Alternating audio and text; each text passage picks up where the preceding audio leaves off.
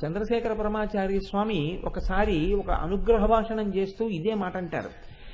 ప్రపంచంలో పిపీలికాది పర్యంతం ఎన్నో జీవరాశులు ఉన్నాయి. 84 లక్షల జీవరాశులు, జాతులు.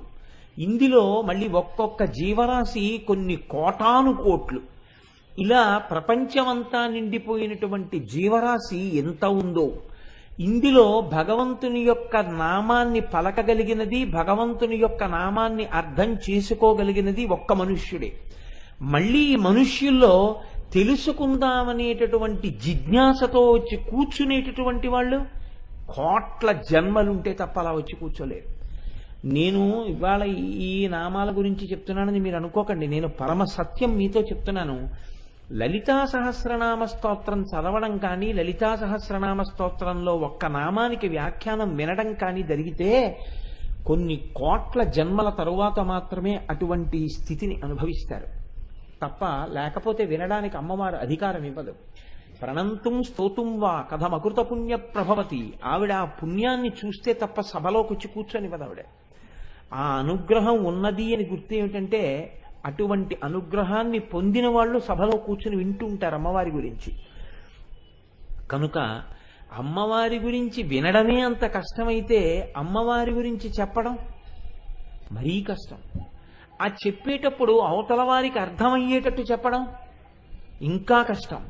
తనకి జీర్ణం అవ్వాలి, తనకి జీర్ణమైంది అవతల వారికి పనికొచ్చేటట్టుగా చెప్పగలగాలి. దానివల్ల ఏదో ప్రయోజనం కలగాలి. ఆ ప్రయోజనం కలిగేటట్టు చెప్పగలిగితే అది నీ గొప్ప కాదు అంది శాస్త్రం. అలా నువ్వు చెప్పగలిగావు అంటే నీకు వాగ్దేవి యొక్క కృప లభించింది అని గుర్తు. ఆ అమ్మ అనుగ్రహం ఎంతకాలం ఉంటుందో అంతకాలం నువ్వు అలా చెప్పగలవు. ఆ అనుగ్రహం తొలగిపోయిన మరుక్షణంలో నువ్వెందుకు పనికిరావు, నువ్వు అలా చెప్పలేవు. ఇంకా నీ యందు ఆ ప్రజ్ఞ నశించిపోతుంది. కనుక అది కేవలం అమ్మవారి అనుగ్రహం చేతనే, ఆ వాగ్దేవి కృపచేత మాత్రమే చెప్పగలుగుతారు. సరే, మూకశంకరులు అమ్మవారి యొక్క కనుబొమలు చూస్తూ చెప్తున్నారు. ఏమని?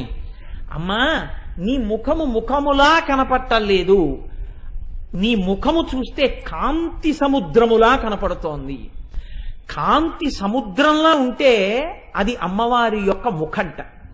సముద్రం అనేటప్పటికీ మీరు ఆలోచించండి, సముద్రం గాంభీర్యమునకు చిహ్నం. సముద్రంలో ఎప్పుడూ కెరటములు లేచి పడుతుంటాయి. బయట పెద్ద కెరటాలు ఉంటాయి, లోపల చిన్న చిన్ని కెరటాలు ఎప్పుడూ కదులుతుంటాయి. ఎప్పుడు ఏదో ఘోషగా ఉంటుంది. నిత్య చైతన్యమునకు సముద్రము ఆలవాలమై ఉంటుంది. అలా ఆ కన్నులను ఆ సముద్రాన్ని నమ్ముకుని ఎంతమందో ఉంటారు. ఆ సముద్రం అడుగున పగడాల దగ్గర నుంచి అన్ని దొరుకుతాయి. అందుకే మూకశంకరులు అన్నారు, ఓష్టప్రభా పటల విద్రుమముద్రితేతే. అమ్మా, నీ ముఖమనేటటువంటి కాంతికి అడుగున పగడముల కాంతితో కూడిన నీరు కనపడుతోంది అన్నారు. అంటే ఎర్రటి వస్తువు కింద ఉందనుకోండి, పైన నీళ్లు కూడా కొంచెం ఎర్రగా ఉన్నట్టు కనపడతాయి. అంటే ఆ సముద్రపు లోతుకెళ్లిన వాడికే పగడం ఉన్నటువంటి నీరు ఎర్రగా ఉందని కనపడుతుంది, పైన చూసిన వాడికి నీలం సముద్రమే కనపడుతుంది. అంటే ఇప్పుడు అంత దర్శనం చేసినటువంటి మూకశంకరుల నోటి వెంట వస్తోంది ఆ శ్లోకం. ఆయన అంటున్నారు, అమ్మా, నీ ముఖమనేటటువంటి కాంతి సముద్రంలో పగడములు కనబడుతున్నాయి. ఏదా పగడం? ఓష్ఠ. నీ కింది పెదివి, ఎర్ర పెదివి పగడంలా మెరిసిపోతోంది కాంతితో. కాబట్టి పగడాలున్నాయి సముద్రంలో. భ్రువల్లి వీచి సుభగే ముఖకాంతి సింధౌ. నీ ముఖకాంతి అనబడేటటువంటి సముద్రంలో భ్రువల్లి వీచి, ఈ కనుబొమలనేటటువంటి తరంగములు పైకి లేచి పడుతున్నాయి. ఎందుకని? పిల్లల కష్టాలు చూసినప్పుడు భ్రువౌ భుగ్నే, అయ్యో వీళ్ళకి ఎప్పుడు పోతుంది భయం, నా వంక చూస్తే చాలు పోగొడతాను. 2, ఏమండి అసలు భయం లేకుండానే చేయొచ్చుగా.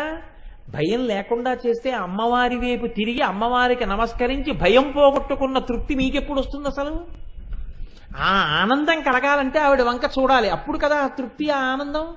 కాబట్టి ఇప్పుడు భ్రువల్లి వీచి, సృష్టి స్థితి లయ అనుగ్రహం తిరోధానం జరుగుతున్నాయంటే ఆ కనుబొమలు లేచి పడుతున్నట్లేగా.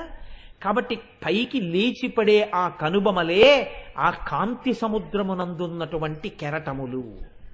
ఎలాగా నిజంగా ఎంత తత్వదర్శనం చేశారో చూడండి మూకశంకరులు. అని ఆయన అంటారు, కామాక్షి వారి భరపూర నలంబమాన కాళంబువాహ సరణిం లభతే కటాక్ష.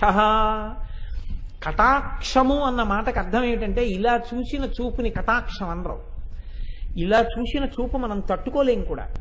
అమ్మవారు అనుగ్రహించాలంటే కటాక్షమును మనం ఎందు వర్షిస్తుంది. కటాక్షము అంటే కడగంటి చూపు. అందుకే శంకరాచార్యులు వారి సౌందర్యలహరి చేస్తే కటాక్ష వీక్షణ ఐశ్వర్య అంటారు. కటాక్ష వీక్షణమే ఐశ్వర్యం. కటాక్షం అంటే ఇలా చూడక్కర్లేదు, ఎప్పుడూ గమనించడం. ఈ వస్తువుని జాగ్రత్తగా చూసుకోవాలి అనుకుంటే ఏం చేస్తాం? ఇప్పుడు నాకు ఈ పూలదండ మీద చాలా నచ్చింది అనుకోండి, ఉపన్యాసం చెప్తూ చెప్తూ ఇది ఉందో ఎవరన్నా పట్టుకుపోయారో అనుకున్నాను అనుకోండి, ఇలా చూస్తూ చూస్తూ అలా ఒకసారి చూస్తుంటాను.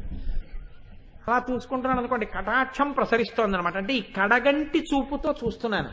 ప్రత్యేకంగా రెండు కన్నులను ఒక చివరికి తెచ్చి ఆ చివరి నుంచి పడుతున్నటువంటి లేశమైన దృష్టి చేత చూడడంలో నిజమైన నా ప్రేమ ఉంది. ఇలా చూడడంలో యాదృచ్ఛికమైన చూపు ఉంది. ఒక్కొక్కసారి సభకి ఎవరొచ్చారో కూడా గుర్తుండదు, లోపల విషయం మీద గుర్తుంటుంది. ప్రత్యేకం చూస్తున్నాను అనుకోండి, వెతికి ఆ ఇష్టమైన వస్తువు ఉందనుకోండి, ఇలా చూస్తున్నా అనోసారి అలా అలా చూసుకుంటూ ఉంటాం. అలా చూసుకుంటుంటే కటాక్షం అనమాట. కడగంటి చూపులు పడుతున్నాయి. ఆ కడగంటి చూపు ప్రేమకి చిహ్నం. ఈ కడగంటి చూపు ఏమిటో తెలుసా అమ్మా? నీ కారుణ్యాన్ని మాకు పట్టుకుని వచ్చేటటువంటి మేఘం వేళ్లాడుతోంది ఆ రూపంలో అన్నారు మూకశంకరులు. నువ్వు ఇలా అన్నప్పుడల్లా మా మీద వచ్చి పడేటటువంటి కారుణ్యమనేటటువంటి నీటితో కూడిన మేఘం అది ఎందుకు ఇక్కడ వేలాడుతోంది చివర అంటే, ఈ కళ్ళల్లో ఉన్న కాంతి దీప్తి మమ్మల్ని రక్షించగలిగిన శక్తిని అది తాగి పట్టుకొచ్చి ఈ చివరి నుంచి మా మీద వర్షిస్తుంది. మేఘం ఎంత అపేక్ష లేకుండా వచ్చి వర్షిస్తుందో, నీ కటాక్షం అనేటటువంటి మేఘం కూడా మా మీద అలాగే వర్షిస్తోందమ్మా. అందుకని నీ కనుబొమలు అందులో నిత్య చైతన్యమునకు సూచికలై పైకి లేచి పడుతున్నటువంటి తరంగములు అన్నారు. ఒక్కొక్క మహానుభావుడు ఒక్కొక్కలా దర్శనం చేసి తరించిపోయారు. కాబట్టి ఏ కోణంలో చూసినా అమ్మవారి యొక్క కనుబొమల దర్శనం మీ భయమును పోగొట్టగలిగినటువంటి శక్తి కేంద్రములు. కాబట్టి భువన భయ భంగవ్యసనిని అటువంటి తల్లి కనుబొమలను మనస్సునందు దర్శనము చేసి చరితార్థులమయ్యేటటువంటి అనుగ్రహాన్ని నిర్హేతుక కృపగా ఆ తల్లి మన యందు వర్షించుగాక.